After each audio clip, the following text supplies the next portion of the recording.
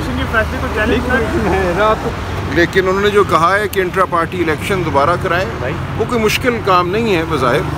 Intra party election तो होते रहते हैं, हो भी सकते हैं, लेकिन उस फैसले को देखेंगे, तफसीली तौर से देखेंगे उसमें कोई हुक्म है, अपील करने की ज़रूरत है या नहीं है, वरना इंट्रा पार्टी इलेक्शन कराना कोई बहुत दुश्वार अमल नहीं है। अच्छा सर, बीइंग अ लायर क्या समझते हैं, अगर इंट्रा पार्टी इलेक्शन होते हैं तो इमरान खान चेयरमैनशिप के लिए कंटेस्ट कर पाएंगे, क्योंकि वो तो सज़ा याफ्ता है? देखिए, इस बारे में मैं अभी कुछ नहीं कह सकता, ये मामला भी अदालत में मौजूद है। अदालत का फ़ैसला अगले मेरा ख्याल है चंद दिनों में, हफ्तों में आ जाएगा, तो फिर देखेंगे क्या होता है। लेकिन ये भी कोई तशवीश की बात नहीं है। मियां नवाज़ शरीफ 4 साल बाहर रहे, उनका एक अपना जो एक स्टेचर है, जो उनका एक जो उनका भार है, वो तो कम नहीं हुआ ना।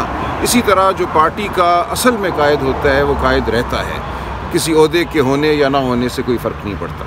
अच्छा सर, पार्टी के अंदर जो इलेक्शन है, इमरान खान जेल में है, बाकी रहनुमा वो छुपे हुए हैं, तो कैसे इलेक्शन होगा? हो जाएगा। देखिए, बहुत लोग हैं जो मुख्तलिफ जो पार्टी की पोजीशनें हैं वो संभालने के काबिल हैं, और वो हो जाएगा इलेक्शन, मुझे कोई इसमें दुश्वारी नज़र नहीं आती। अच्छा सर, सुनने में आ रहा है आप तहरीक इंसाफ की जो है पसंदीदा तरीन जो है पर्सनैलिटी बनने जा रहे हैं, इसमें कोई सदाकत है?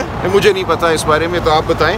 मैं तो अपना काम कर रहा हूँ बतौर वकील, बाकी मेरा कोई ताल्लुक नहीं। सर, खान साहब ने अगर ख्वाहिश का इजहार कर दिया कि पीटीआई के टिकट से इलेक्शन लड़े, तो क्या हो? देखिए जी, मैं सियासत को कोई बुरी बात नहीं समझता। मैं समझता हूँ सियासत जो है वो इंतहाई अहम एक हिस्सा है हमारी इज्तिमाई ज़िंदगी का, और उसमें हर एक को हिस्सा लेना चाहिए जहाँ तक मुमकिन हो।